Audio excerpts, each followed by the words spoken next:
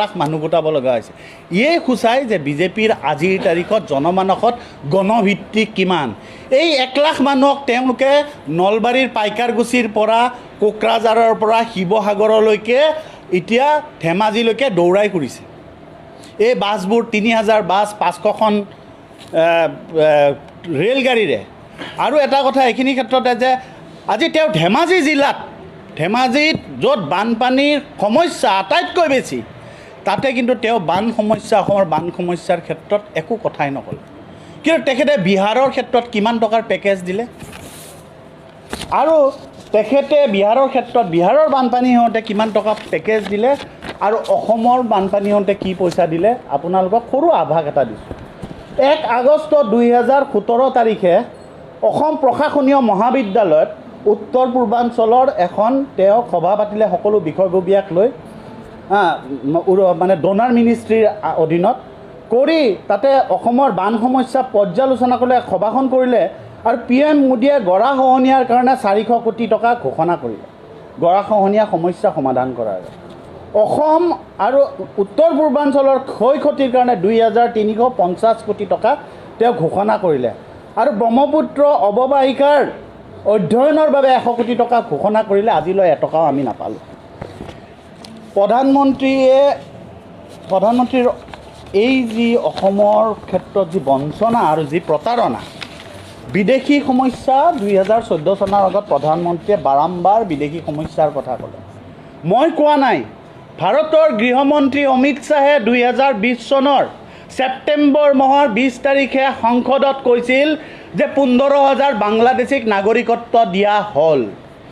আৰু সেই যি বিদেশী খেদিম বুলি, অসমৰ অস্তিত্ব ৰক্ষা কৰিম বুলি কোৱা বিজেপি দল, আজি যি বিজেপি দলে কা আইনৰ জৰিয়তে বাংলাদেশৰ পৰা বিদেশী আনি অসমীয়া ভাষা ৰক্ষা কৰিম বুলি এজন দায়িত্বশীল মন্ত্ৰী কৈছিল, সেই বিজেপি দলে কি কৰিলে, 2014 চনৰ পৰা 2018 চনলৈ 4 বছৰত 1822 জন বিদেশী খেদিলে। তাৰ পৰিৱৰ্তে তাৰ আগত 2005 চনৰ পৰা 2013 চনত বিদেশী বিতৰণ কৰা হৈছিল 82,728। এয়া হ'ল বিজেপিৰ প্ৰকৃত স্বৰূপ। বিজেপিয়ে বিগত 4.5 বছৰত, মই কোৱা নাই, আপোনালোকৰ সংবাদ মাধ্যমে কৈছে যে 43,000 কোটি টকা অসমে ঋণ লৈছে। তাৰ আগৰ 15 বছৰত অসমে 35,000 কোটি টকা ঋণ লৈছিল। ঠিক আছে, এখন ৰাজ্য চৰকাৰে উন্নয়ন কৰিব লাগিলে ঋণ ল'ব লাগিব। ঋণ লোৱাৰ পিছত আজি অসমৰ স্থান ক'ত ভাৰতবৰ্ষত? অসমৰ স্থান ভাৰতবৰ্ষৰ ক'ত? ইতিমধ্যে আপোনালোকৰ সংবাদ মাধ্যমৰ আগত এইখন কিতাপ ৰাইজৰ দলৰ পৰা পুস্তিকা সহকাৰে, তথ্য সহকাৰে ভাৰতবৰ্ষত অসমৰ স্থান ক'ত ইয়াক উল্লেখ কৰা হৈছে। তাৰে ভিতৰত গোটেই এই কিতাপখন আপোনালোকক দিয়া হ'ব। প্ৰায় এই কিতাপখনত কিমানটা 43 পেজৰ কিতাপ। ইয়াত সকলো তথ্য আছে যে বিজেপি চৰকাৰে যি উন্নয়নৰ আওৰাই থাকে, সেই বিজেপি চৰকাৰে যোৱা 5 বছৰত অসমৰ স্থান ভাৰতবৰ্ষৰ ক'ত লৈ গ'ল, কি পৰ্যায়ত, শেষৰ ফালৰ পৰা কোনটো স্থানত, তাৰে এইখন কিতাপ পুস্তিকা আছে। এইখন পুস্তিকা আপোনালোকক আমি দিম। কিন্তু তাৰ আগতে এটা কথা উল্লেখ কৰি দিওঁ যে অসমৰ প্ৰবল প্ৰতাপী এজন মন্ত্ৰী হিমন্ত বিশ্ব শৰ্মাৰ বিভাগ, যিটো বিভাগৰ প্ৰসূতিৰ মৃত্যু অসমত ভাৰতৰ ভিতৰত প্ৰথম স্থানত, নৱজাতকৰ মৃত্যু ভাৰতৰ ভিতৰত দ্বিতীয় স্থানত, উন্নয়নৰ স্থান 30তম, ভাৰতৰ ভিতৰত 30 নম্বৰত অসমৰ স্থান 30 নম্বৰ আছে উন্নয়নৰ ক্ষেত্ৰত। কাৰণ আজি চাওক, 2001 চনৰ আগত অসমৰ যি স্থান আছিল, হয় বহুত অসম পিছ পৰিছিল। তাৰপিছত পৰ্যায়ক্ৰমে এইটো এটা কণ্টিনিউৱাছ প্ৰচেছ, বেলেগ চৰকাৰ আহিছে, ভাল হৈছে, বেয়া হৈছে। কংগ্ৰেছৰ প্ৰথম পৰ্যায়ত ভাল আছিল, কংগ্ৰেছৰ তৃতীয় পৰ্যায়ৰ যি 2011 চনৰ পৰা 16 চনৰ চৰকাৰ আছিল, সেই অপশাসনৰ কাৰণেইতো অসমৰ ৰাইজে বিজেপিক ক্ষমতাত আনিছিল। তাৰপিছত কি হ'ল যে আজি উন্নয়নৰ স্থান ক'লোঁ 30তম, ছাত্ৰ ছাত্ৰীয়ে চৰকাৰী বিদ্যালয় এৰাৰ ক্ষেত্ৰত অসমৰ স্থান হৈ গ'ল প্ৰথম। ঋণৰ ক্ষেত্ৰতো অসমে স্থান পাইছে ভাৰতৰ ভিতৰত। এতিয়া ঘটনাটো হৈছে যে কিন্তু অসমৰ ৰাজ্য চৰকাৰে যি 23 লাখ চাকৰি বছৰত দিম বুলি কৈছিল, তেওঁলোকে চৰকাৰী, এইটো মই কোৱা নাই, আপোনালোকক কৈছোঁ যে Indian centre for monitoring Indian ইকনমিৰ তথ্য মতে হ'ল অসমত যোৱা 19 মাহত 11.1% চাকৰি গৈছে। অসমত যুৱক যুৱতীৰ চাকৰি গৈছে। নতুন চাকৰি সৃষ্টি কৰাৰ ক্ষেত্ৰত তেওঁলোকে কোনো একো কাম কৰিব পৰা নাই।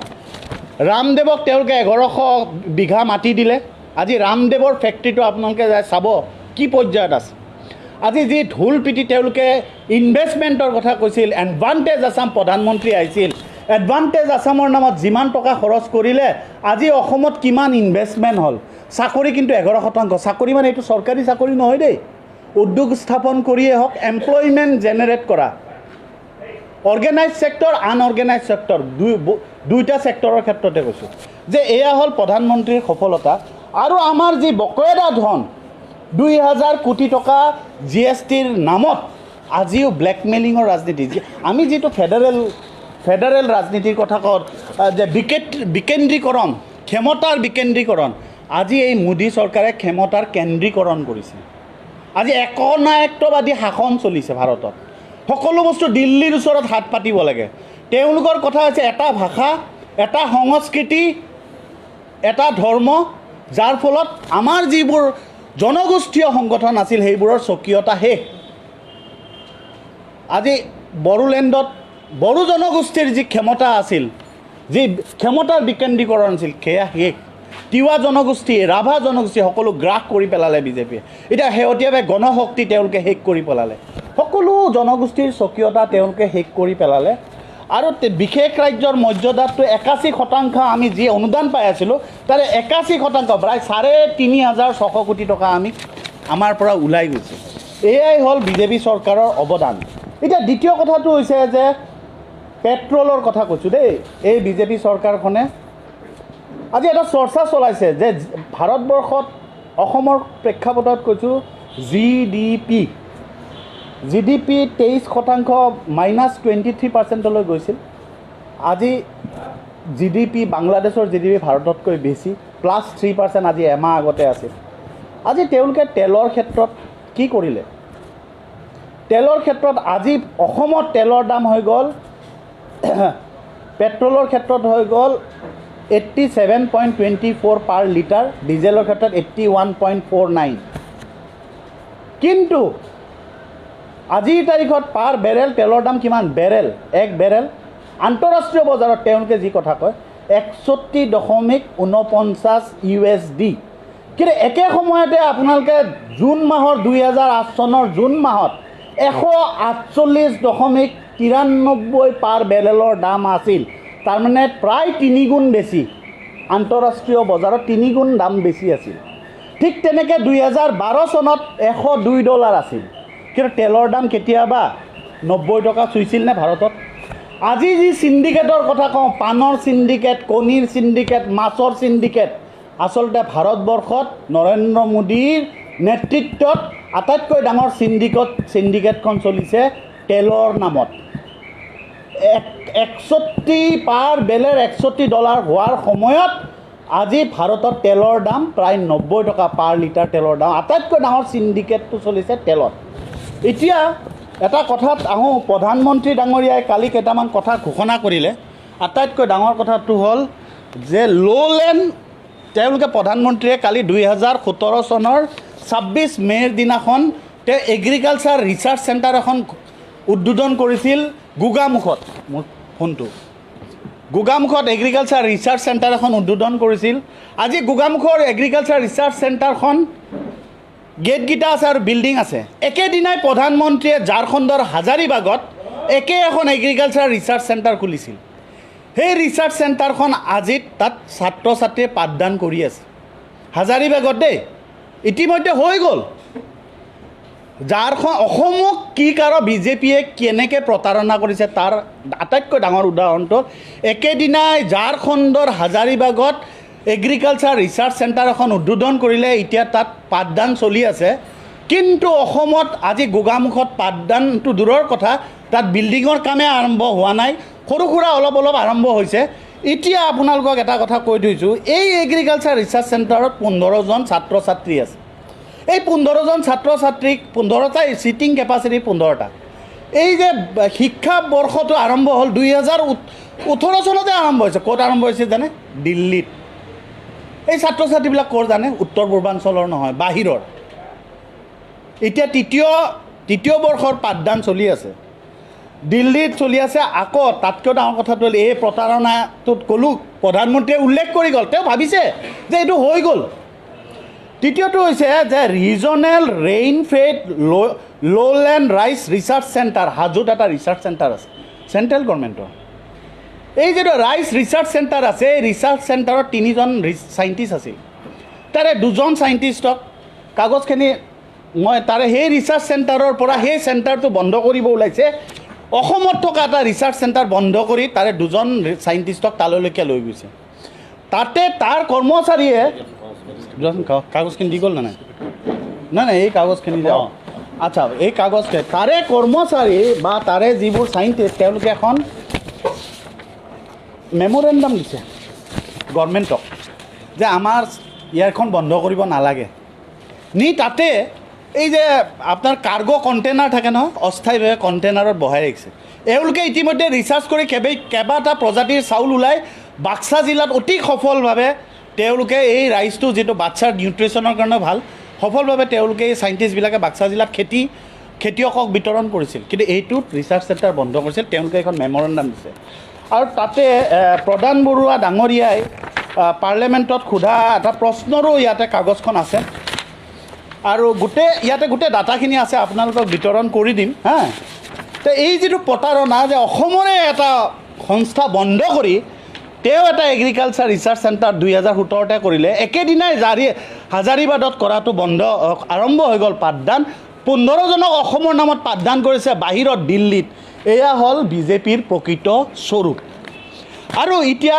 বিজেপিয়ে যি তেলৰ কথা ক'লে ৰিফাইনাৰী যে ক'লে এটা কথা আপোনালোকক ক'লোঁ যে এই যে বিজেপিয়ে যিটো ৰিফাইনাৰীৰ কথা ক'লে প্ৰধানমন্ত্ৰীয়ে অতি হাস্যকৰ কথা বঙাইগাঁও ৰিফাইনাৰীটো 1974 চনত শিলান্যাস হৈছিল আৰু কমিশ্যনিং হৈছিল 1979ত আৰু এই ৰিফাইনাৰীটোৰ কেপাচিটি আছিল 1 মিলিয়ন টন কেপাচিটি আছিল তাৰপিছত 90 দশকত আৰু এটা ৰিফাইনাৰী হ'ল 1 মিলিয়ন টনৰ কিন্তু ভাৰতত কোনো প্ৰধানমন্ত্ৰী অহা নাছিল বা অসমৰ মুখ্যমন্ত্ৰী যোৱা নাছিল এইটো এটা যিকোনো ৰিফাইনাৰী এটা নেচাৰেল প্ৰচেছ এক্সপানশ্যনৰ কাৰণে 90 দশকত 1 মিলিয়ন টন আকৌ এড কৰা হ'ল আকৌ যিটো 1 মিলিয়ন টন আছিল সেইটোত কি হয় কিছুমান বটল নেক বুলি কয় ডিপ বটল নেক মানে কি যে পাইপবিলাক সৰু এইবোৰ ডাঙৰ কৰি দিয়ে এটা মটৰ আছে যিমান ধৰি লওক 100 হৰ্চ পাৱাৰ এটা মেচিন আছে আকৌ 200 হৰ্চ পাৱাৰ এটা মেচিন এড কৰি দিলে এনেকৈ আকৌ 0.35% তাৰ প্ৰডাকশ্যন কেপাচিটি বঢ়াব পাৰে এই মুঠ তাৰমানে এই ৰিফাইনাৰীটোত যেতিয়া 90 দশকত আৰু এটা 1 মিলিয়নৰ ৰিফাইনাৰী এটা ক্লাষ্টাৰ কৰি দিয়া হ'ল বঙাইগাঁও ৰিফাইনাৰী তাত কোনো প্ৰধানমন্ত্ৰী বা অসমৰ মুখ্যমন্ত্ৰী যোৱা নাছিল সেইটো তাৰ প্ৰশাসনিক কথা যে এইটো হৈ থাকে এটা নেচাৰেল প্ৰচেছ তে 2.35 মিলিয়ন মুঠ হ'ল হোৱাৰ পিছত এতিয়া কি হৈছে যে তাত মানে ইনমেক্স বুলি এটা কোম্পানী আছে ইণ্ডিয়াত মানে ভাৰততে ৰিচাৰ্চ কৰি ওলাইছে অইল ছেক্টৰৰ সেই কোম্পানীটোৰ যিটো মেচিন মানে যিটো ৰিচাৰ্চ কৰিছে তাতে কি হয় প্ৰতি টন মানে 100% ক্ৰুড অইল সেই ক্ৰুড অইলৰ পৰা 1.5 বা 1.6% LPG প্ৰডাকশ্যন হয় সেই LPG প্ৰডাকশ্যনে এইটো এটা সাধাৰণ কথা ভাৰতবৰ্ষৰ সকলোতে হৈ থাকে নিৰ্বাচনৰ আগত প্ৰধানমন্ত্ৰী আহি এইটো আচলতে ডিচিয়ে খুব বেছি ডিচি পৰ্যায়ৰ এজন ব্যক্তিয়ে কৰিব লাগে আজিকালি প্ৰধানমন্ত্ৰীয়েতো মাটিৰ পট্টাও দিয়ে মণ্ডলে যি চাৰ্কুল অফিচাৰে কৰা কামটো ভাৰতৰ প্ৰধানমন্ত্ৰীয়ে কৰে প্ৰধানমন্ত্ৰীৰ আজিকালি দেশত কাম নাই তেওঁ মাটিৰ পট্টা বিলায় মণ্ডলৰ কাম কৰে তেওঁ চাৰ্কুল অফিচাৰৰ কাম কৰে এতিয়া তেওঁ যিটো ৰিফাইনাৰী ডাইৰেক্টৰে কৰা কামবিলাক তেওঁ কৰে হা তাৰপিছত NRL পেট্ৰল পাম্পৰ কথা কৈছে NRL ৰিফাইনাৰীৰ কথা কৈছে NRL ৰিফাইনাৰীত 50,000 ক্ৰুড অইল ষ্ট'ৰ কৰিব পৰা 4টা টেংকি ইতিমধ্যে আছে আৰু সকলো কিছুমান বিভিন্ন প্লাষ্টিক য'ত উৎপাদন কৰে বা LPG গেছ বিভিন্ন প্ৰডাক্ট এটা ৰিফাইনাৰী বা বহুত প্ৰডাক্ট হয় এনেকুৱা প্ৰায় 70-80টা টেংক আছে কিন্তু মেইন মূলতঃ 4টা টেংক আছে 50,000 কিলোলিটাৰ টেংক কেপাচিটি টেংক থাকে তাৰে এতিয়া এটা টেংক প্ৰধানমন্ত্ৰীয়ে 40,000 কিলোলিটাৰৰ এটা টেংক ডিব্ৰুগড়ত কালি ঘোষণা কৰিলে এই টেংকটো কি জানে এটা প্ৰশাসনিক এটা সিদ্ধান্ত হৈ আছিলে নাৰেলত বহুদিনৰ পৰা কি হয় যেতিয়া অইল ফিল্ডৰ পৰা ক্ৰুড অইলটো ডাইৰেক্ট পাম্প কৰি ৰিফাইনাৰীৰ টেংকিত পঠায় তেতিয়া তাত কি হয় পানী আৰু তেল একেলগে মিক্স হৈ থাকে সেইকাৰণে তেলটো ৰিফাইনাৰীত কেইবাদিনৰ কাৰণে ৰাখি থ'ব লাগে যাতে পানীটো ছেপাৰেট হৈ যায় এইটো এটা মানে টেকনিকেল কথা সেইকাৰণে ৰিফাইনাৰী কৰ্তৃপক্ষই বহুদিন আগৰ পৰা কৈ আছিল যে টেংকিবোৰ এনেকুৱা ক্ৰুড অইল ষ্ট'ৰেজৰ টেংকি বাহিৰত থাকিব লাগে ঠিক আছে সেইকাৰণে ডিব্ৰুগড়ত যাতে তাৰ পৰা যেতিয়া পানীটো ছেপাৰেট হৈ যাব কিছুদিন ৰাখি দিব তেতিয়া পাম্প কৰি অইলটো পঠাই দিব তেতিয়া যিটো তাৰমানে প্ৰফিটেবিলিটি অফ মাৰ্জিন অফ দ্য প্ৰফিটেবিলিটি এইটো বাঢ়ে প্ৰডাকশ্যন কষ্টটো ল' হয় এইটো এটা প্ৰশাসনিক ব্যৱস্থা সেইটো বহুদিনৰ পৰা লাগেই আৰু ৰিফাইনাৰীয়ে সময়ে এইটো কাম কৰি আছে 40,000 লিটাৰ কিলোলিটাৰ দেই 40,000 কিলোলিটাৰ মানে কিমান 1 লাখ কিলোলিটাৰ তাৰমানে 10 কিলোলিটাৰ মানে 10 কিলোলিটাৰ তাৰমানে 1 লাখ কিলোলিটাৰ 10 লাখ কিলোলিটাৰ মানে 1 মিলিয়ন কিলোলিটাৰ এতিয়া ৰিফাইনাৰী ৰিলায়েন্সৰ মুকেশ আম্বানী তাৰমানে নৰেন্দ্ৰ মোদীৰ পৃষ্ঠপোষক মুকেশ আম্বানীৰ জামনগৰত যিটো ৰিফাইনাৰী আছে সেইটো কেপাচিটি কিমান জানে 33,000 million kilolitre ton 33,000 million ton capacity হৈ গ'ল জামনগৰৰ ৰিফাইনাৰীটো তেনে ক্ষেত্ৰত নৰেন্দ্ৰ মোদীয়ে কালি 40,000 কিলোলিটাৰ টেংকি এটা উদ্বোধন কৰি গৈছে অতি হাস্যকৰ কথা তাৰমানে কিমানটা 500 নে 1000 গুণ মই কেলকুলেটৰ আছে কেলকুলেট কৰি ল'ব লাগিব মোৰ মূৰে ঢুকি নাপায় তাৰমানে তেওঁ আজিকালি তাৰমানে কেইদিনমান পিছত তেওঁ কি কথা ক'ব এই যে চমক আচলতে অসমৰ মুখ্যমন্ত্ৰীও লাজ পাব লাগে এইবিলাক ক্ষেত্ৰত যে আজি এই এটা কথা গ'ল দ্বিতীয় কথাটো হৈছে যে এই ৰিফাইনাৰীটোত আপোনালোকে জানে যে ঠেকেৰাগুৰি নগাঁৱলৈকে যেতিয়া যায় ঠেকেৰাগুৰিত কেইটামান টেংকি দেখিছিল না আপোনালোকে ক্ৰুড অইল থোৱা টেংকি দেখিছিলতো এই যে ডাব চাপ বিক্ৰী কৰে যে ঠেকেৰাগুৰিত টেংকিকেইটা বন্ধ হৈ গ'ল সেনেকুৱাই টেংকি কৰিছে আৰু প্ৰধানমন্ত্ৰীয়ে তাক উদ্বোধন কৰিব আহিছে কি লজ্জাৰ বিষয় এয়া হ'ল প্ৰতাৰণা এই যি প্ৰধানমন্ত্ৰীৰ প্ৰতাৰণা সেই প্ৰতাৰণাৰ দলিল তাৰপিছত এতিয়া ঘটনা ছাবচিডিৰ কথা কওঁ অসমৰ ৰিফাইনাৰীবিলাকক 50% ছাবচিডি দিয়ে কিয় জানে এটা ৰিফাইনাৰীয়ে যদি প্ৰফিট কৰিব লগা হয় মিনিমাম 9 মিলিয়ন কেপাচিটি লাগিবই আজিৰ তাৰিখত এটা ৰিফাইনাৰী মিনিমাম 9 মিলিয়ন কেপাচিটি লাগিব তেতিয়া এটা ৰিফাইনাৰীয়ে প্ৰফিট কৰিব পাৰে কিন্তু দিল্লী চৰকাৰে অসমত 9 মিলিয়নৰ ৰিফাইনাৰী এটা খুলিব নিবিচাৰে কাৰণ সিমান টকা দিল্লীয়ে অসমক দিব নিবিচাৰে সেইকাৰণে 1 মিলিয়ন কেপাচিটিৰ ৰিফাইনাৰী এটাত তেওঁলোকে ছাবচিডি দি যিটো টোপ বুলি কয় আচলতে অসমৰ ৰিফাইনাৰীবিলাকক পুতলা ৰিফাইনাৰী বুলি কোৱা হয় এই যে জামনগৰ ৰিফাইনাৰী যিবিলাক মানে তাতে যিবোৰ ৰিফাইনাৰীৰ যিটো মানে টাৰ্ম চাউদি আৰেবিয়াতে হওক কাজাকিস্তানতে হওক বা আমেৰিকাতে হওক ভেনিজুৱেলাত হওক ৰাছিয়াত হওক যিবিলাক অইল প্ৰডাকশ্যন কাণ্ট্ৰি ইৰাণ হওক এইবোৰৰ তুলনাত মানে অসমৰ যিবিলাক আছে এইটোক বেবী ৰিফাইনাৰী বুলি কোৱা হয় এই বেবী ৰিফাইনাৰীৰ আকৌ এটা 40,000 টন কিলোলিটাৰ কেপাচিটিৰ টেংকি এটা ভাৰতৰ প্ৰধানমন্ত্ৰীয়ে উদ্বোধন কৰিব আহিছে এয়া হ'ল চমক সৃষ্টি কৰা এতিয়া দ্বিতীয় কথা হৈছে যে এইটো আঞ্চলিক পৰ্যায়ত প্ৰধানমন্ত্ৰীৰ কি অৱদান আপোনালোকক ক'লোঁ তাৰ পিছৰ কথাটো ক'ব বিচাৰিছোঁ যে ৰাষ্ট্ৰীয় পৰ্যায়ত প্ৰধানমন্ত্ৰীয়ে কি কৰিলে প্ৰথম কথা GST আনিলে GST আনি আজিৰ তাৰিখত 2,000 কোটি টকা অসমে পাব লগা বকীয়া ধন আছে GST অনাৰ ফলত অসমে কাৰণ কিয় বিকেন্দ্ৰীকৰণ ক্ষমতাৰ বিকেন্দ্ৰীকৰণৰ ঠাইত কেন্দ্ৰীয়কৰণ কৰা হৈছে অসমৰ স্বকীয়তাক নিশেষ কৰি দিব বিচৰা হৈছে এই প্ৰধানমন্ত্ৰীয়ে চমক সৃষ্টি কৰি তেওঁ ৰাতি 12টা বজাত GST ঘোষণা কৰিলে কিন্তু অসমে কি পালে তাৰ ফলত অসমে আজিৰ তাৰিখত দিল্লীৰ ওচৰত 2,000 কোটি টকা বকেয়া ধন পাবৰ কাৰণে হাত পাতিব লগা আছে ঠিক তেনেকৈ ৰাষ্ট্ৰীয় পৰ্যায়ত প্ৰধানমন্ত্ৰীৰ ডিমনেটাইজেশ্যনত আপোনালোকৰ যিকোনো বিজ্ঞানৰ যদি কোনোবা হাই ছেকেণ্ডেৰী আপোনালোকৰ ভাই ভনী আছে সুধিব যে নোটৰ তাৰমানে ATMত যিখন চিপ থাকে নহয় তাতে তাৰমানে 1000 সংখ্যাটো বা 500 সংখ্যাটোৰ লগত চিপত চাইজটো কনফিগাৰ কৰা থাকে সেই নোটখন যদি সৰু কৰি দিয়া 1000ত তেতিয়াহ'লে নোট নোলায় প্ৰধানমন্ত্ৰীয়ে কাকো নুখুধি নিজে সিদ্ধান্ত ল'লে সেইকাৰণে ATMৰ পইচা নোলোৱা হ'ল যাৰ ফলত যেতিয়া এসপ্তাহ পিছত ATM খুলিল 155 জন মানুহ মৰি থাকিল তাৰ দায়িত্ব কোনে ল'ব 155 জন মানুহ যে প্ৰধানমন্ত্ৰীৰ না কাৰণ এই ভুল সিদ্ধান্তৰ কাৰণে মৃত্যু হ'ল তেখেতে ঠিকেই নিজৰ মাকক লাইনত পঠুৱাই এডভাৰটাইজ কৰিলে নিজৰ মাকক দিও তেওঁ এডভাৰটাইজ কৰে ৰাজনৈতিক মুনাফা লুটাৰ কাৰণে। 16,000 কোটি টকা নতুন নোট ছপা কৰোঁতে খৰচ কৰিলে, 5,000 কোটি টকা তেওঁ এডভাৰটাইজ কৰাৰ কাৰণে, প্ৰচাৰ কৰাৰ কাৰণে ডিমনিটাইজেশ্যনৰ সপক্ষে, বিমুদ্ৰাকৰণৰ সপক্ষে 21,000 কোটি টকা খৰচ কৰিলে, আৰু উদ্ধাৰ কৰিলে ব্লেক মানি কিমান? 19,000 কোটি টকা। 19,000 কোটি টকাৰ অৰ্ধেকতকৈ বেছি টকা কাৰ জানে? যে ঝাৰখণ্ড, অৰুণাচল প্ৰদেশ, যিবোৰ জেগাত টিভিৰ কানেকশ্যন নাই, লাইট নাই, সংবাদ মাধ্যম গৈ নাপায়, যিবোৰ মা আই ভনীসকলে বাঁহৰ খুঁটাত বা মাটিৰ কটাত পইচা জমা কৰে, সেই পইচাবোৰ নিশেষ কৰি পেলালে। তেওঁলোকে কাৰণ ডিমনিটাইজেশ্যন হৈছে যে গমেই নাপায় যে এয়া হ'ল ৰাষ্ট্ৰীয় পৰ্যায়ত প্ৰধানমন্ত্ৰীৰ। কাৰণ মই কোৱা নাই প্ৰধানমন্ত্ৰীৰ অৱদান অসমৰ ক্ষেত্ৰত, মই কোৱা নাই। Indian statistics, economic and statistics department বুলি এটা ডিপাৰ্টমেণ্ট আছে ভাৰত চৰকাৰৰ।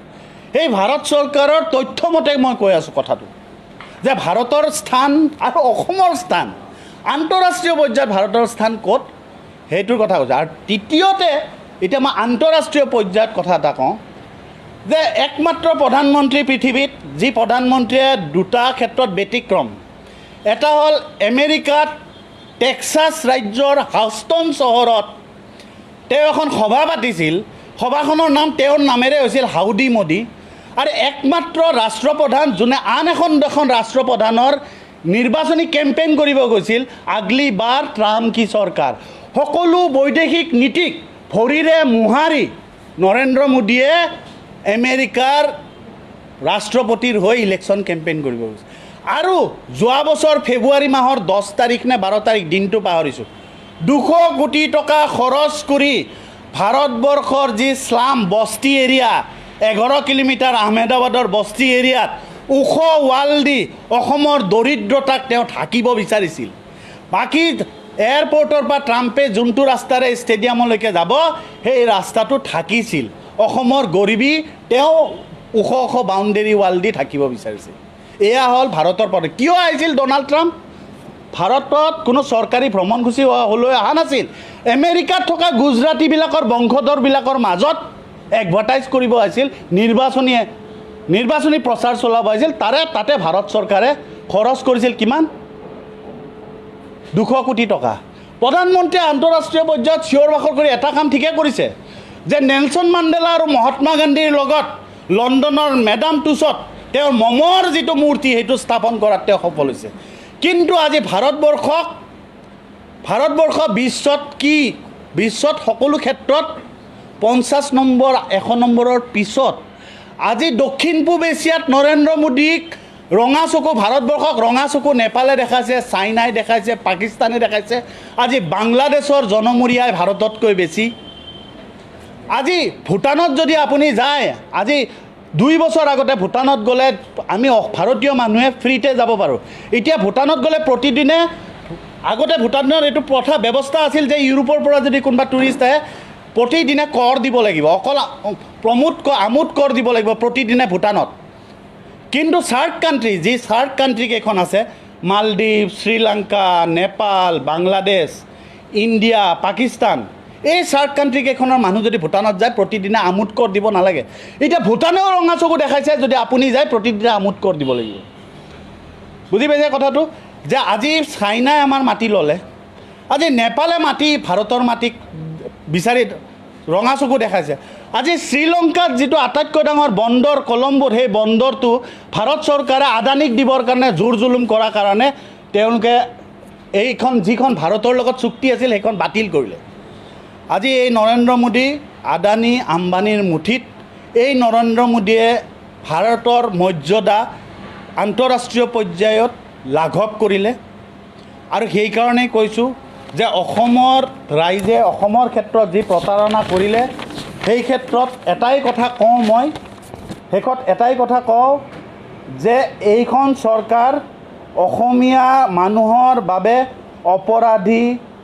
অপকাৰী আৰু অপৰাধীৰ চৰকাৰ। আৰু ৰাইজৰ দলৰ পৰা এটা কথা স্পষ্ট কৰি দিব বিচাৰিছোঁ, এইবাৰ দিল্লীৰ নহয়, আমাৰ অসমৰ ৰাইজৰ নিয়ন্ত্ৰণত। সেইকাৰণে এই প্ৰতাৰণাৰ দলিলখনক প্ৰতিহত কৰিবৰ কাৰণে আৰু অসমৰ অসমৰ থলুৱা লোকৰ ভৱিষ্যত সুৰক্ষিত কৰিবৰ কাৰণে অসমৰ ৰাইজৰ নিয়ন্ত্ৰণত 2021 চৰকাৰ গঠন হ'ব। এইখিনিয়ে মই ক'লোঁ, বিশেষ ৰাজ্যৰ কথা ক'লোঁ, সকলো কথা ক'লোঁ। এতিয়া আমাৰ মাজত ৰাইজৰ দলৰ সাধাৰণ সম্পাদক আছে দিবক ফুকন ডাঙৰীয়া, তেখেতে দুই এষাৰ অভিযান্ত্ৰিক মহাবিদ্যালয়ৰ ক্ষেত্ৰত ক'ব। নমস্কাৰ সংবাদ মাধ্যমৰ বন্ধু বান্ধৱীসকল, মই বিশেষ সময় নলওঁ। যিহেতু শিক্ষা এটা অতি স্পৰ্শকাতৰ বিষয়, এই শিক্ষাৰ ক্ষেত্ৰত মই দুআষাৰ আঙুলিয়াই দিবলৈ ওলাইছোঁ, বিশেষকৈ কাৰণ শিক্ষাৰ সৈতে মই যোৱা 20 বছৰ অধিক কাল জড়িত হৈ আছোঁ। প্ৰথম কথা হৈছে যে মোৰ সতীৰ্থ ৰাছেল হুছেইনে কৈছে যে এইবোৰ নিৰ্বাচনী চমক দিবলৈ আহিছে, কিন্তু নিৰ্বাচনী চমক দিবলৈ যাওঁতে তেওঁলোকে শিক্ষাৰ দৰে এক অতি স্পৰ্শকাতৰ বিষয় এটাক লৈ যে এই ধৰণৰ নিৰ্বাচনী ৰাজনীতি কৰিব, সেইটো আপোনাৰ কল্পনাৰ অগোচৰ আছে। প্ৰথম কথা হৈছে মোদী ডাঙৰীয়াই দুখনকৈ অভিযান্ত্ৰিক মহাবিদ্যালয়ৰ আধাৰশিলা স্থাপন কৰে, কিন্তু প্ৰশ্ন হৈছে যে কোনো ধৰণৰ এছেছমেণ্ট বা সমীক্ষা নচলোৱাকৈ যে আমাৰ ইয়াত আৰু অভিযান্ত্ৰিক স্নাতকৰ প্ৰয়োজন আছেনে নাই তাক নজনাকৈ সেই বিষয়ে কোনো সমীক্ষা নচলোৱাকৈ তেওঁলোকে একমাত্ৰ চমক দিবলৈ আৰু ঠিকাদাৰৰ স্বাৰ্থত তেওঁলোকে ইখনৰ পিছত সিখন অভিযান্ত্ৰিক মহাবিদ্যালয় বা চিকিৎসা মহাবিদ্যালয় স্থাপন কৰি গৈছে। আপোনালোকে জানি আচৰিত হ'ব যে সমগ্ৰ ভাৰতত 6214খন অভিযান্ত্ৰিক শিক্ষাৰ প্ৰতিষ্ঠান আছে। তাৰ পৰা বছৰে 15 লাখ অভিযান্ত্ৰিক স্নাতক ওলায়, কিন্তু আটাইতকৈ উদ্বেগৰ বিষয়টো হৈছে যে এই 15 লাখ অভিযান্ত্ৰিক স্নাতকৰ পৰা প্ৰতি বছৰে মাত্ৰ 20% কৰ্মসংস্থাপন হয়, সেই চৰকাৰী খণ্ডতে হওক বা বেচৰকাৰী খণ্ডতে হওক, বাকী গোটেইখিনি তেওঁলোক নিবনুৱা হৈ বহি থাকিবলগীয়া হয়। এতিয়া প্ৰয়োজন হ'ল, আৰু এই তথ্যটো মোৰ নহয়, এই তথ্যটো হৈছে দেশৰ আগশাৰীৰ যিমানবোৰ ট্ৰেড অৰ্গেনাইজেশ্যন আছে, ফিকি, CII, ICC এছ'চিয়েশ্যন, তেওঁলোকৰ এইটো হৈছে সমীক্ষা। তেওঁলোকে কয় যে আমাৰ যদি প্ৰয়োজন আছে তেতিয়াহে আমি অভিযন্তাসকলক আমি কি কৰিম, নিযুক্তি দিম, কিন্তু কোনো প্ৰয়োজন নোহোৱাকৈ প্ৰতি বছৰে লাখ লাখ নিবনুৱা সৃষ্টি কৰি আছে। আৰু এতিয়া আমি ক'ব খোজোঁ যে অসমত আকৌ নতুনকৈ এই ধৰণৰ নিবনুৱা কাৰখানা, এইবোৰ কোনো ধৰণৰ অভিযান্ত্ৰিক মহাবিদ্যালয় নহয়, আচলতে এইবোৰ হৈছে নিবনুৱাৰ কাৰখানা, নিবনুৱা সৃষ্টি কৰা কাৰখানাহে মাথোন। আপোনালোকে প্ৰায় সংবাদ মাধ্যমত আপোনালোকে নিজেও লিখে, যেতিয়া অসম সচিবালয়ত সাধাৰণ তৃতীয় বৰ্গ বা চতুৰ্থ বৰ্গৰ যেতিয়া বিজ্ঞাপন দিয়া হয় কৰ্মচাৰীৰ কাৰণে, তেতিয়া আপোনালোকে লিখে যে তাত BTech পাছ কৰা, BE পাছ কৰা, MTech পাছ কৰা ল'ৰা বা ছাত্ৰ ছাত্ৰীয়ে আবেদন কৰিছে। নকৰিবই বা কিয়? এইটোৱে হৈছে বৰ্তমানৰ শিক্ষা ব্যৱস্থা। আপোনালোকে জানি আচৰিত হ'ব, বা আপোনালোকে নিশ্চয় জানে, ইতিমধ্যে অসমত মুঠ 11খন অভিযান্ত্ৰিক মহাবিদ্যালয় আছে, চৰকাৰী খণ্ড বা বেচৰকাৰী খণ্ড। আমি শিক্ষামন্ত্ৰী তথা নিয়োগ মন্ত্ৰী চন্দ্ৰমোহন পাটোৱাৰী আৰু হিমন্ত বিশ্ব শৰ্মাক আমি প্ৰত্যাহ্বান জনাইছোঁ, যদি আপোনালোকৰ সাহস আছে তেন্তে এখন শ্বেতপত্ৰ প্ৰকাশ কৰক, যোৱা 5 বছৰত এই 11খন অভিযান্ত্ৰিক মহাবিদ্যালয়ৰ পৰা উত্তীৰ্ণ হোৱা অভিযান্ত্ৰিক নিবনুৱা স্নাতকক কিমানক আপোনালোকে প্ৰকৃতাৰ্থত কৰ্মসংস্থাপন দিব পাৰিলে। নিবনুৱা স্নাতকসকলে, নিবনুৱা অভিযান্ত্ৰিক স্নাতকসকলে তেওঁলোকে ডিপ্ৰেছ হয়, তেওঁলোকে হতাশাত ভুগি তেওঁলোকে MBA পঢ়িবলৈ লয়। MBA পঢ়ি পেলাই তেওঁলোকে ACSৰ কাৰণে কম্পিট কৰে, IASৰ কাৰণে কম্পিট কৰে, কিন্তু আপোনালোকে জানে যে ACS, IAS বা এখন ডিপাৰ্টমেণ্টেল ষ্ট'ৰৰ মেনেজাৰ হোৱাৰ অৰ্হতা মাথোন স্নাতক হ'লেই হয়। কিন্তু কি কাৰণে আপোনালোকে জানে যে এজন অভিযান্ত্ৰিক স্নাতক পঢ়ুৱাই শিক্ষিত কৰিবলৈ চৰকাৰৰ বছৰি 50 লাখ টকাৰ বেছি খৰচ হয়। সেই একেই অৱস্থা চিকিৎসা মহাবিদ্যালয়খনৰ ক্ষেত্ৰতো।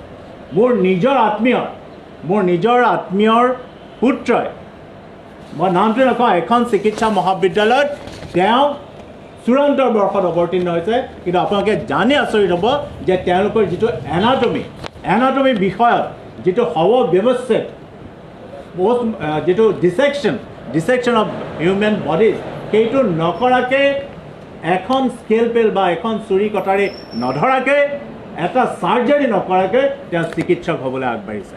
এইটো হৈছে এটা ভয়াৱহ অৱস্থা আৰু সেইজনে চিকিৎসক হৈ পেলাই আপোনাৰ মোৰ চিকিৎসা কৰিবলৈ আগবাঢ়িব, কিন্তু তেওঁলোকে কোনো ধৰণৰ আন্তঃগাঁথনিক ব্যৱস্থা তেওঁলোকে গঢ়ি তুলিব পৰা নাই।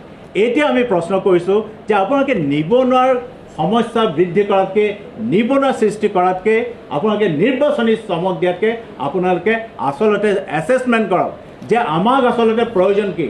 আপোনালোকে চীন দেশৰ পৰা উদাহৰণ লওক। চীন দেশে প্ৰতি বছৰে বিভিন্ন কৰ্মক্ষেত্ৰত কিমান মানুহৰ তেওঁলোকৰ প্ৰয়োজন হ'ব, কিমান চাকৰিৰ সৃষ্টি হ'ব, সেই ধৰণে এটা সমীক্ষা চলায়। তাৰ পাছতহে তেওঁলোকৰ সেই ধৰণে শিক্ষা ব্যৱস্থাটো গঢ় দিয়ে বা সেই ধৰণে আসন খালীৰ কথা ঘোষণা কৰে। কিন্তু আমাৰ ইয়াত সেইটো নহয়। আমাৰ ইয়াত নিৰ্বাচনী ৰণ জিকিব লাগিব, মানুহৰ আগত চমক দিব লাগিব যে আগতে অভিযান্ত্ৰিক মহাবিদ্যালয়ৰ সংখ্যা আছিলে 6টা, এতিয়া আমি কৰিলোঁ 11খন আৰু আমি আৰু কেইবাখনো কৰিম। প্ৰতিখন জিলাত আমি চিকিৎসা মহাবিদ্যালয় কৰিম। তেওঁলোকে যে এই ধৰণৰ যে দৌৰত নামিছে, মই আপোনালোকক অনুৰোধ কৰোঁ বন্ধু বান্ধৱীসকল, আপোনালোকে প্ৰকৃত স্বৰূপটো বা প্ৰকৃত অৱস্থাটো অধ্যয়ন কৰক আৰু অধ্যয়ন কৰি আপোনালোকে এটা জনমত গঢ়ি তোলক যে আমাক এই ধৰণৰ নিবনুৱাৰ সৃষ্টি কাৰখানা নালাগে, আমাক লাগে প্ৰকৃততে সংস্থাপন দিব পৰা প্ৰকৃত কৰ্ম সংস্থাপন দিব পৰা আমাক মহাবিদ্যালয়ত বা বৃত্তিমূলক প্ৰশিক্ষণ অনুষ্ঠান লাগে, প্ৰশিক্ষণ কেন্দ্ৰ লাগে। তেওঁলোকে ক'ব যে আমি স্কিলৰ ট্ৰেইনিং দিছোঁ, মংগলদৈত এখন স্কিল ইউনিভাৰ্চিটি কৰিছোঁ, কিন্তু আপোনালোকে বন্ধুসকল আপোনালোকে জানি আচৰিত হ'ব যে এই স্কিলৰ যিটো ট্ৰেইনিং, বৃত্তিমূলক শিক্ষাৰ যিটো প্ৰশিক্ষণ, সেই প্ৰশিক্ষণৰ নামতো হাজাৰ কোটি টকাৰ তেওঁলোকে কি কৰিছে, তেওঁলোকে দুৰ্নীতি কৰিছে। আজি যদি আপোনালোকে SDMলৈ যায় তেতিয়া আপোনালোকে জানিব, আপোনালোকে তালিকা সংগ্ৰহ কৰক যে সেই প্ৰশিক্ষণ দিয়া কিমান থলুৱা বা স্থানীয় প্ৰশিক্ষণ কেন্দ্ৰ আছে আৰু কিমান উত্তৰ ভাৰতৰ বা ভাৰতৰ অন্যান্য অংশৰ পৰা আহিছে। আৰু তাৰতো আমি দাবী জনাওঁ যে তেওঁলোকে আকৌ এখন শ্বেতপত্ৰ প্ৰকাশ কৰক যে এই বৃত্তিমূলক শিক্ষা প্ৰদান কৰাৰ পিছত আচলতে কিমানজন নিবনুৱা যুৱক যুৱতীক তেওঁলোকে সংস্থাপন দিবলৈ সক্ষম হৈছে। গতিকে শিক্ষাৰ সৈতে মানুহৰ স্বাস্থ্যৰ সৈতে বিজেপি চৰকাৰে হেতালি খেলা কোনো অধিকাৰ নাই। তেওঁলোকে এই খেলা বা এই চমক সৃষ্টি অবিলম্বে বন্ধ কৰক। আমি ৰাইজৰ দলে সেইটো দাবী জনাইছোঁ আৰু তেওঁলোকক প্ৰত্যাহ্বান জনাইছোঁ যে এই সম্পৰ্কত তেওঁলোকে শ্বেতপত্ৰ প্ৰকাশ কৰক। আচ্ছা, আৰু এটা কথা হৈ গ'ল, সেইটো খুব মানে প্ৰয়োজনীয় কথা, হিতাধিকাৰীৰ যিটো ৰাজনীতি, সেইটো ক্ষেত্ৰত এটা কথা ক'ব বিচাৰিছোঁ, খুব গুৰুত্বপূৰ্ণ কথা, যে আজি প্ৰায় 5টা বছৰ সম্পূৰ্ণ হ'বলৈ হ'ল অসমত ৰাজ্য চৰকাৰে যিবোৰ নতুন নতুন আঁচনি ঘোষণা কৰিছে। মই ইতিমধ্যে আঁচনিৰ লিষ্টখন লৈ আহিছোঁ। অসমত ৰাজ্য চৰকাৰে 144খন প্ৰায় 144টা আঁচনি ইতিমধ্যে তেখেতসকলে ঘোষণা কৰিছে। বহুতে নাজানে আঁচনিবিলাক 144টা আঁচনিৰ মানে 99% আঁচনিৰ নাম সুধিলে ক'ব নোৱাৰে, আৰু চৰকাৰী যিবোৰ নেতা আছে বা মন্ত্ৰী আছে, বিভাগীয় মন্ত্ৰী, তেওঁলোকেও ক'ব নোৱাৰিব। কিন্তু এটা কথা এইখিনিতে উল্লেখ কৰিব বিচাৰোঁ যে আপোনালোকৰ মিডিয়াৰ চেনেলৰ আৰ্কাইভত পাব যে 2016 চনত যেতিয়া প্ৰথম বাজেট উত্থাপন কৰিছিল বিত্তমন্ত্ৰীয়ে হিমন্ত বিশ্ব শৰ্মাই, তেতিয়া তেওঁৰ ভাষণত কৈছিল যে আমি কংগ্ৰেছে কৰা হিতাধিকাৰী ৰাজনীতি নকৰোঁ, সূতা কম্বলৰ ৰাজনীতি নকৰোঁ, হিতাধিকাৰীৰ ৰাজনীতি কৰিলে কেতিয়াও আমি অসমখনক স্বাৱলম্বী কৰিব নোৱাৰোঁ। তেওঁ নিজে কোৱা কথা দেই, আপোনালোকৰ আৰ্কাইভত চাই ল'ব। 2016 চনত বাজেটৰ যিটো ডিবেট হৈছিল এছেম্বলিত, তেতিয়া তেওঁ এই কথাটো কৈছিল। তেওঁ তেতিয়া এটা কথা ঘোষণা কৰিছিল যে মুখ্যমন্ত্ৰী সমগ্ৰ গ্ৰাম্য উন্নয়ন যোজনা, সেই যোজনাৰ অধীনত 60,000 কোটি টকা 26,000খন গাঁৱত 30,000 কোটি টকা 26,000 গাঁৱত, কোনোবা গাঁৱত ধৰি লওক গাঁৱৰ মানে চাইজটো ডাঙৰ, জনসংখ্যা বেছি, আৰু ধৰি লওক কাৰ্য মানে সেই গাঁওখনত কিবা বিশেষ হেণ্ডিক্ৰাফ্ট বা কিবা শুৱালকুছিতে ধৰি লওক উৎপাদন হয়, তাতে পৰিমাণটো বেছি হ'ব, এনেই 30,000 কোটি, তাৰমানে বছৰত 6,000 কোটি টকা তেওঁলোকে দিব বুলি ঘোষণা কৰিছে, মানে প্ৰতি বছৰে গাঁওবোৰত। এতিয়া ঘটনাটো হৈছে যে এই স্বয়ং বিত্তমন্ত্ৰীজনে ঘোষণা কৰা কথাৰ পিছত এতিয়া তেওঁলোকে হিতাধিকাৰী ৰাজনীতি কৰি কৰি কৰি আহি এতিয়া স্কুটিত পৰিছে। স্কুটি তেওঁলোকে ঠিকেই দিছে, গেছৰ চিলিণ্ডাৰৰ কানেকশ্যন ঠিকেই দিছে, কিন্তু চিলিণ্ডাৰটো কিনিবৰ কাৰণে কিমান টকা দিব লগা হৈছে, প্ৰতিদিনে প্ৰতি মাহে কিমান টকা দাম বাঢ়িছে, যোৱা বছৰতকৈ আজি কিমান শতাংশত গেছৰ দাম বাঢ়িল, তেলৰ দাম কিমান বাঢ়িল। যে আজি তেওঁলোকৰ যিটো হিতাধিকাৰী কাৰবাৰ, যে আজি 22 লাখ, প্ৰথমতে 18 লাখ, তাৰপিছত 19,50,000, তাৰপিছত 22 লাখ পৰিয়াল থকা বুলি ঘোষণা কৰিলে যে 830 টকাত অৰুণোদয় আঁচনিত এটা পৰিয়ালে পাব। সিদিনাখন মই নিজে গাঁৱত গৈ আহিছোঁ, স্বামী মৃত বুলি লিখিছে, কাৰণ মৃত হ'লে 830 টকাটো আগে পাব। নিজৰ অসমীয়া মহিলা, অসমৰ মহিলাই নিজৰ স্বামীক জীৱন্ত অৱস্থাত মৃত বুলি লিখিছে, তাৰমানে সেই পৰিয়ালটোৰ অৱস্থা কি? 830 টকা কিমান প্ৰয়োজন? এই বিজেপি চৰকাৰৰ এই সফলতা নেকি যে 22 লাখ পৰিয়াল অসমত আছে যোনে 830 টকাৰ অৰ্থাৎ প্ৰয়োজন? এতিয়া বিজেপি চৰকাৰে যোৱা 4:30 বছৰত 5টা বছৰত কি কৰিলে? কি 830 টকা মানে কিমান জানে? প্ৰতিদিনে এটা পৰিয়ালৰ 27 টকা। তা 8জনীয়া পৰিয়াল হয় যদি 3 টকা 50 পইচাৰ পৰা 85 পইচা। আপুনি তেলৰ দাম 90 টকা ল'ব, 58 টকা পাৰ বেৰেলত, 58 US$ পাৰ বেৰেল তেল কিনিব, তেল কিনি চিণ্ডিকেট, আম্বানীৰ দ্বাৰা আপুনি চিণ্ডিকেট চলাব তেলৰ, কৰি কেনে আপুনি 3 টকা 85 পইচা এজন মানুহক দিব। মিঠাতেল বিক্ৰী কৰিব 150 টকাত, দালি বিক্ৰী কৰিব 100 টকাত। এই যে বিজেপিৰ যিটো চিণ্ডিকেট ৰাজ কৰি যি হিতাধিকাৰী সৃষ্টি কৰা, আমি ভাল পাইছোঁ যে বিজেপিয়ে যোৱা 5 বছৰত যি আতিশয্য চলালে, মানুহক যিমান দৰিদ্ৰৰ সীমাৰেখাৰ তললৈ লৈ গ'ল, তাৰপিছত এইখিনি যে নিৰ্বাচনৰ আগমুহূৰ্তত দিছে, আমি স্বাগতম জনাইছোঁ। কাৰণ অসমৰ মানুহ মৰি যাব নহ'লে। বিজেপিয়ে যোৱা 5 বছৰত যিমান শোষণ কৰিলে, এতিয়া যদি নিদিয়ে অসমৰ গৰীব দুখীয়া মানুহ মৰি যাব। সেইকাৰণে দিয়ক, কিন্তু এটা কথা কৈ থৈছোঁ, একে সময়তে 21ত কিন্তু বিজেপিক প্ৰস্তুত্তৰ দিব লাগিব যে 22 লাখ কেনেকৈ 830 টকাত চলা পৰিয়াল অসমত থাকিল, কেনেকৈ আপোনালোকে যেতিয়া 43,000 কোটি টকা ঋণ ল'লে কেনেকৈ থাকিল, ক'ত গ'ল এইবোৰ পইচা, কোন মন্ত্ৰীৰ পকেটত গ'ল? এই উত্তৰবোৰ নিৰ্বাচনৰ ভোটৰ জৰিয়তে অসমৰ ৰাইজে দিব লাগিব আৰু দিব। এইখিনিয়ে ক'লোঁ। আৰু তেওঁলোকে প্ৰতিটো মুহূৰ্তত স্ববিৰোধী বহুত কথা কৈ গৈছে, পৰৱৰ্তী পৰ্যায়ত আপোনালোকৰ আগত ৰাখিম। এইখিনিয়ে কৈ আপোনালোকক পুনৰ ধন্যবাদ জনালোঁ। কিবা ক'বা নাই? পুনৰ ধন্যবাদ জনালোঁ, আকৌ লগ পাম। চৰি, আপোনালোকে কিবা প্ৰশ্ন আছে? কওক কওক কওক।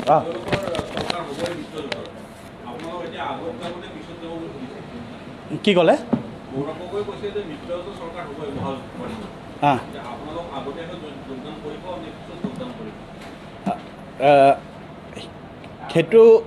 সেইটো হ'ল আপুনি এটা প্ৰশ্ন, এটা ধাৰণা কৰি মনত লৈছে, আপোনাৰ মনৰ ভাৱটো কৈছে, কিন্তু আমি এইটো স্পষ্ট কৰি দিয়া ভাল যে আমাৰ মনৰ ভাৱটো এইটো নহয়।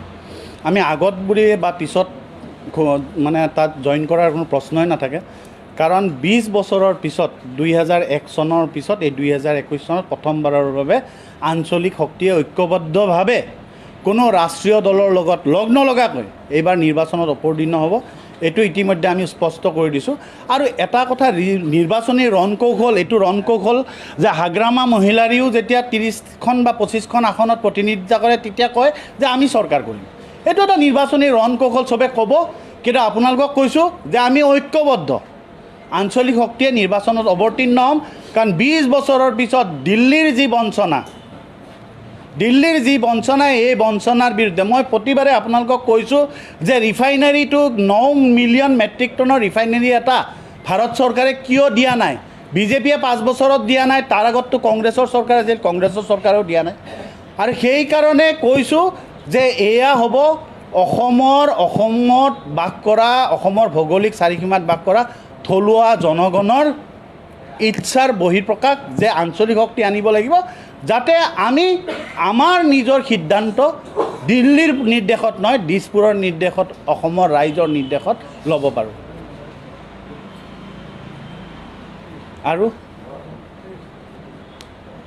আৰু কিবা প্ৰশ্ন? কিবা প্ৰশ্ন